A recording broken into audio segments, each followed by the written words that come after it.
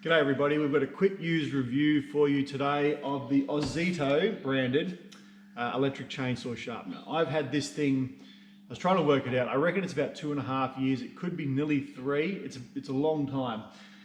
We have a horticultural property, we do a lot of pruning work, all with chainsaws, and I do, we've got a wood heater in our house is the primary heat source for heating source in our home, so I also cut a lot of wood on the weekends and such as well. So I've always hand sharpened,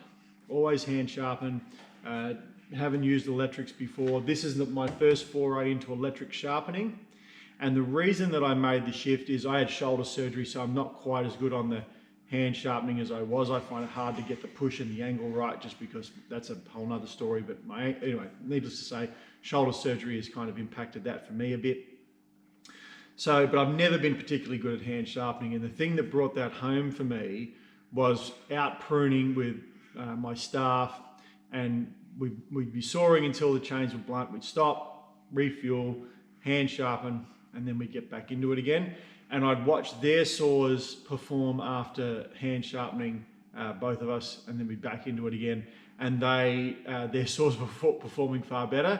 So it got to the stage where we had a couple of guys who were really, really good at hand sharpening, and when we had a break, I'd say, look, would you mind sharpening my chain for me as well? Or I'd hold off until the end of the day, finish a little bit early and say, mate, can you just sharpen my chains up for me because you're better at it than I am? So hand sharpening ain't hand sharpening. It just depends on who's doing it and how good you are, because the people who do it really well, I get it. I've just never been particularly good at it for whatever reason. I can get it better. I can get the edge back for sure, and it cuts way better. But you can get it absolutely fantastic if you're really, really good at hand sharpening.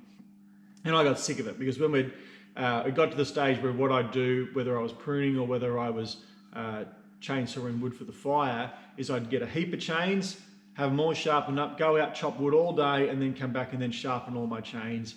And I don't want to keep my guys back, to sharpen all my chains for me, so I'd hand sharpen them all. I got sick of it, thought this must be faster, electric sharpening must be faster. Haven't done it before, so I could spend some reasonable hundreds and hundreds of dollars buying a brand name one, or for $50, and the price is still the same today, it's about $50 from Bunnings in Australia for the Ozito. But well, that's a cheap way in, and if it doesn't work, if it's just crap, then I can get rid of it. I'm $50 in, it's not a big deal. If you can also get things professionally sharpened, you can take your chains to your local steel or Husqvarna dealer or whatever if they offer that service, and they'll sharpen your chains for you. Depends on what they'll charge. I've heard people say $10, $15. But I figured if you got this working, not that I did that, but if I wanted to, it's only the cost of 5 chains to be sharpened. If it was $10 or a bit over 3, if it was 15, so it's not a big outlay, right? So we thought we'd have a crack at it. Now, as I said, we've used this for about, be coming up to 3 years, I reckon. And this has been the primary sharpener for most of our chainsaws now. Most of the people that have been working here, what they'll do is they've moved to the same strategy as me, is we have lots of chains, is have all your chains sharpened, go out in the morning, saw, finish the day, come back, sharpen all your chains, and conclude, and you're all set for the following day. Which is why, I don't know how much of you can see it in the video, but this is covered in crud. This thing has been our primary chainsaw sharpener up until very recently, and everybody's used it. So if you were, not that it would be, but if you were looking at one of these and saying, your grinding disc, can I get replacement grinding disc? How much is the replacement grinding disc going to cost? For all intents and purposes, you could say this thing's been used professionally. During the summer and autumn months, we've got chainsaws going nearly every day, and this has sharpened them for a number of years now. And that's the original grinding disc. So I wouldn't particularly let that be a factor for you. What we've done recently is we've gone to a big name branded chainsaw sharpener, and it is built better. It is built better, that's for sure. This is mostly plastic. This is all plastic. Your tensioners are plastic. The mount, all your bracketing is all plastic. This is hard bolted to the bench top, but this is plastic. 2.5 years or whatever of use, it's fine. It's all intact. Nothing's broken, so that's fine. But the brand name model is better built. I will say that. Whether it's worth, 6 to 8 times the price, I'll leave that for you to decide. It would really depend on how much you're going to use it, and that's going to be the principal thing that you'll get out of this review, hopefully. So it's pretty easy to use. This would be pretty atypical if you're not necessarily looking at Ozito. This would be fairly typical of any of the cheap chainsaw sharpeners that you might look at that might come from eBay or Amazon or Alibaba.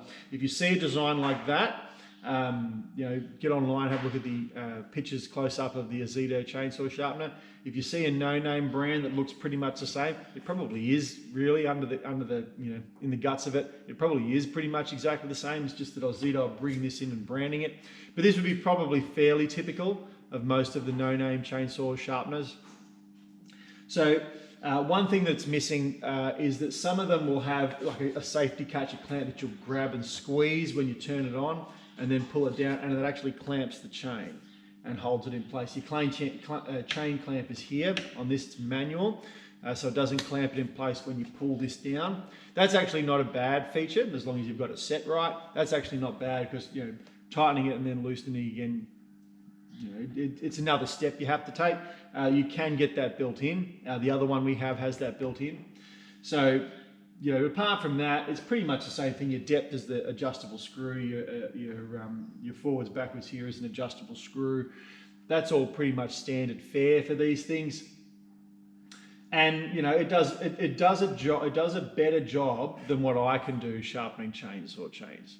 That's the end story here. If I went and hand sharpen, and I'm pretty ordinary, I can get the edge back, but this will do a better job than me hand sharpening. And what I mean by that is it's actually more consistent. That's the principal thing. This can more consistently will give me a better edge than me hand sharpening. So that's a good thing, and something that I appreciate. But I still think it's a little down off the best person that I have had out here hand sharpening. They would probably get a better finish. And in fact, the brand name model we have, what I did is on my still, with my big still, my 500i, I took 2 brand new chains out, cut with them until they were dull, put them away, sharpened one of them. This is a brand new chain, so the first time we sharpened one of them on the brand name sharpener, one of them on this one. And maybe it's a placebo effect, maybe it's just very subjective, and it is subjective. I did think that the chain off the brand name sharpener was better. I did think that. Why would that be? I'm not sure. Probably just precision in the cut. Like this is, it's pretty loose on how you set this whole thing. So I would suggest it's probably just the other one is a lot more solid like this. Even after you lock it, you can move it, so that's locked in place, but you can bump it and move it off. In fact, I've done that. I've gone to sharpen it, and your chain gets stuck or something, and you move it, and you've got to adjust it back again. Not a big deal, but the other one is a lot harder to do that with, and it's just a cheaper unit. So when it comes down to it, would I buy it again? Well, it depends on your circumstance. For me personally, because I've used this effectively, as I've said, professionally, and all my chains have come, for all the saws we run a whole heap of saws, all of them have come across this sharpener in the last couple of years. Having known that, I was going to be so happy with an electric sharpener, I probably would have bought the brand name unit straight up. This was a test case, but having said that, I own it now, and I still use it. This chain here, I got another one just over here. I'm going to sharpen 2 chains as soon as I finish this video with this sharpener, because I've got more wood to cut. So I'm going to do that right now. So I'm still using it. I'm still going to use it because it still works, and I will keep it running until it blows. But if it wore out, if it blew, if the disc wears out, well, the disc will wear out eventually. I'll just replace it. But if the unit blew, I would toss it, and I would buy a professional, a higher grade brand name one, just because I find it better than this one. But if this thing keeps going for the next 5 years, this is what I'll use for the next 5 years. So the tours, of course, and we're running multiple properties. So this is at my home property. The other one's at the other property. So that's why I'm sharpening on this one. Not that if you're wondering, oh, well, if he likes the other one so much better, why isn't he using it? Because I'm not driving over to the other place just to sharpen my chain. This does a fine job enough for saving me the drive, and I'm just going to sharpen it here. So if you're a home user, you know, if you're chopping firewood or you've got a chainsaw in the backyard for the backyard use that you use every now and again to chop something up, you know, you might have a few chains to sharpen during the year, depending on what that is. If you're chopping wood, you know, for your home fire, you're going to be sharpening a fair few chains. I think that this is probably fine. If you're really good at hand sharpening and you don't mind doing it, whereas I just hate doing hand sharpening. If you don't mind hand sharpening, then I probably wouldn't upgrade. But if you are not particularly good at it, or you don't like doing it, or you're getting someone to professionally sharpen your chains, I think for $50 down, if you can bolt that down onto a workbench in your workshop somewhere, I think it's probably a pretty good investment. Would you spend the extra? That's purely going to come down to how much you're using the thing. Is it worthwhile spending the extra money to buy a brand name over the Ozito? But for $50, if you're paying somebody to sharpen your chains for you, that kind of, you know, with the cost of this thing, that kind of seems silly to me. I've found it fine. As 2.5 years in, it's still going. I have seen no lack of deterioration of performance over that time, and we're still using it. And this, you know, if you're just a home user, we would have used this probably more. I would almost certainly say probably more than you'll use in your whole lifetime of this unit. So, you know, whatever. Take that into advisement. But I quite like electric chainsaw sharpening. It's my preferred way of doing it, but I understand why people don't particularly, you know, rush to go and do it. So I hope that was useful for you. It's really going to come down to your application, but I think it's quite a fine unit and worthy of your consideration. So for what it's worth, that's my review of the Ozito chainsaw sharpener, available from Bunnings in Australia for about $50, but probably atypical of most cheap chainsaw sharpeners that you'll find. I hope this was useful for you. Thanks for watching.